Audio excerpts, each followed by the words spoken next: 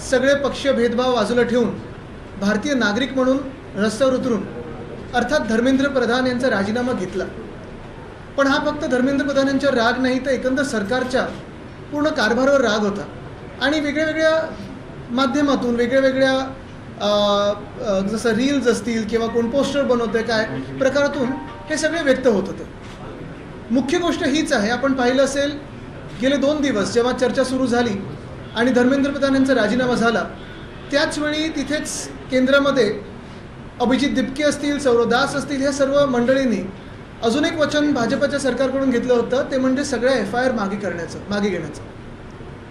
आपण पाहतात जेव्हा पहिलंच हे आंदोलन झालं 19 तारखेनंतर 20 तारखेला दिल्लीत जो लाठीचार्ज झाला, उत्स्फूर्तपणे अनेक ठिकाणी तरुणाई बाहेर पडली, अनेक जेनझी असतील, जेन अल्फा असतील, मग मिलेनियल्स असतील, हे सगळे बाहेर पडले रस्त्यावर आणि आपल्या प्रकारे जी आंदोलनं झाली. मला वाटतं 22-23 तारखेच्या आंदोलनामध्ये अनेक लोकांवर FIR झालेले आहेत, काही लोकांना नोटिसा गेलेल्या आहेत, काही लोकांना डिटेन्शनमध्ये ठेवलं होतं, काही मायनर्स पण होते, त्याच्यात 15-16 वर्षाचे विद्यार्थी होते. चेंबूर असेल, RCF असेल, बोईवाडा असेल, वरळी असेल, अनेक ठिकाणी आम्ही जाऊन सोडवलं त्या सगळ्या विद्यार्थ्यांना. तरी देखील नोटिसेस केसेस ह्या पडत होत्या.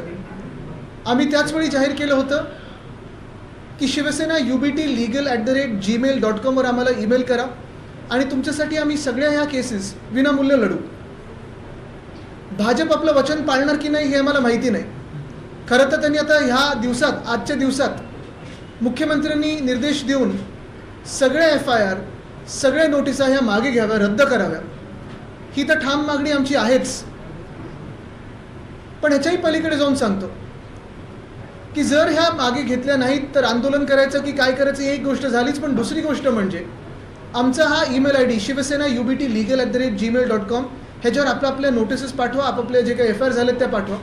संपूर्ण महाराष्ट्रात जिथे जिथे ह्या FIR झाल्या असतील ह्या आंदोलनाबद्दल तर आम्ही आमचं वचन पाळणार आहोत, जे दिलेला शब्द आहे तो पाळणार आहोत आणि विनामूल्य तुमच्यासाठी ह्या केसेस लढू. ह्याच्यात मी पुन्हा एकदा सर्व ॲडव्होकेट्सना विनंती करत आहे, आवाहन करत आहे की ज्यांना ह्या केसेस लढायच्या असतील, ह्या कॉजमध्ये पुढे यायचं असेल, ह्या लढ्यात पुढे यायचं असेल, त्यांनी संपर्क साधावा. काही चांगल्या मोठ्या काउन्सिल्सबरोबर आमचं बोलणं झालेलं आहे जे प्रो बोनो ह्या केसेस लढणार आहेत असं त्यांनी देखील जाहीर केलेलं आहे आणि हा लढा आम्ही देऊ.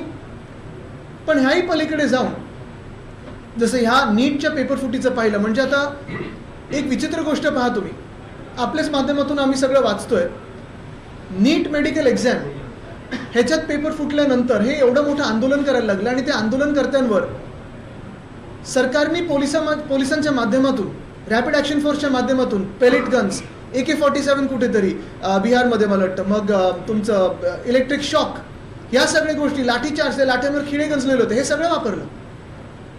पण ज्या विद्यार्थ्यांनी काही वर्षांपूर्वी हा नीटचा पेपर देऊन डॉक्टर झालेत आणि ते कल्याण डोंबिवलीच्या हॉस्पिटलमध्ये होते, ते रमेश म्हात्रेला बेल देण्याच्या मागे सरकार जास्ती उत्सुक आहे.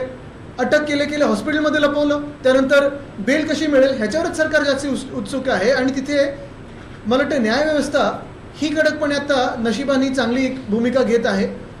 म्हणजे डॉक्टर बनलात तरी मार खाल्ला आणि सरकार तुम्हाला सोडतंय, आणि तुम्ही डॉक्टरांसाठी लढलात, तुम्ही जे होतकरू डॉक्टर्स आहेत त्यांच्यासाठी लढलात तर तुमच्यावर केसेस टाकतात हे सरकार. भाजपची ही राजवट ही विद्यार्थी विरोधी आहे, युवा विरोधी आहे, हे आता कळायला लागलेलं आहे. आणि ह्याचाच धागा पुढे नेत असताना हा जो MHCET स्कॅम जो झालाय नाही झालाय ह्याच्यावर मुख्यमंत्र्यांचं कुठेही स्पष्ट भाष्य आम्ही ऐकलेलं नाही आहे. नांदेडमधली 2 मुलं आहेत, भाऊ बहीण आहेत मला वाटतं, त्यांचे 12वीतले मार्क बघा आणि मग तुम्ही आत्ता त्यांचं CETचं बघा. तसंच अजून एक भंडाऱ्यात मला वाटतं केस झालेली आहे. आणि ह्या सगळ्या भाजपच्याच निगडीत लोकांशी बरोबर कसं CET राऊंडमध्ये पुढे येतात हे दिसायला लागलेलं आहे. मला वाटतं आजच्या दिवसामध्ये मुख्यमंत्री महोदयांनी ह्याच्यावर स्पष्टपणे भाष्य करावं, कारण उद्यापासून ॲडमिशन सुरू होतात.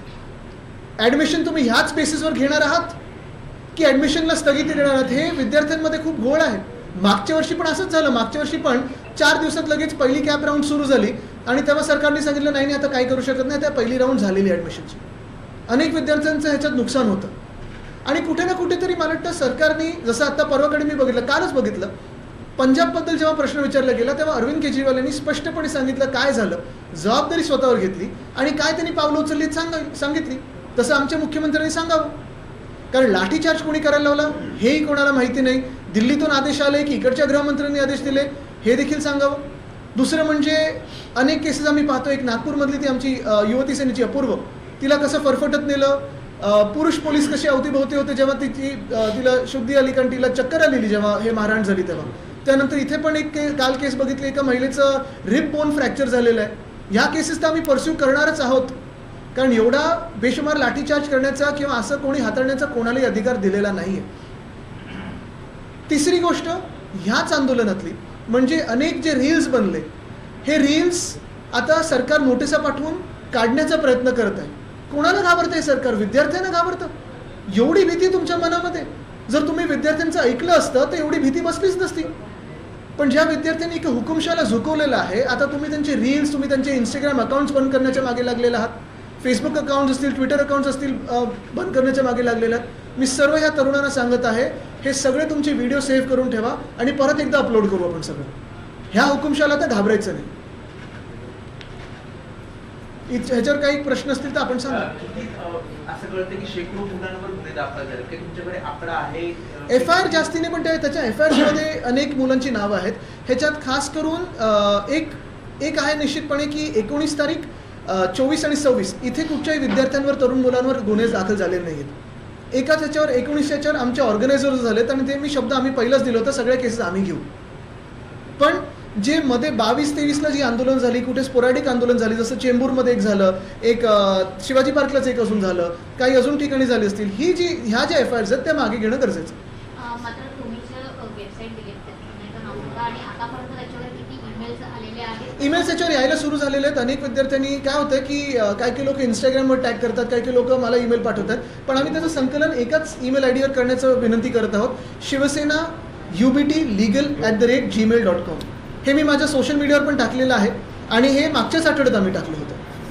सोशल मीडियाचा वापर मुलांनी केला, त्याच्यावरती व्यक्त झाले, पण जे रील्स करतात त्यांच्यावर जर गुन्हा दाखल होणार असेल तर हा कुठे ना कुठे वेगळी सेन्सरशिप पण करण्याचा प्रयत्न निश्चितपणे. म्हणजे आज ह्यांच्यावर बसते, उद्या तुमच्यावर बसणार आहे. कुठच्याही लोकशाहीमध्ये अशी सेन्सरशिप येत नाही.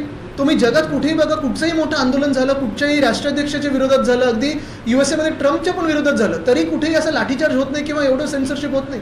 रील्सवरून जे गुन्हे दाखल होत आहेत त्याला सुद्धा लीगल हेल्प तुमच्याकडनं मिळणार, कारण ते आंदोलकांवरचे गुन्हे नसतील ते निश्चितपणे आम्ही हे करत राहू, कारण हे सगळं आंदोलन आम्ही एकच पाहतो. आणि ह्याच्यात मी पुन्हा एकदा सगळ्यांना अपील करत आहे की जर तुम्हाला नोटिसा आल्या, मग मेटाकडून किंवा कोणाकडून, हे अपील करणं गरजेचं आहे. हे बेसिक ह्युमन राईट आहे तुम्ही व्यक्त होण्याचं.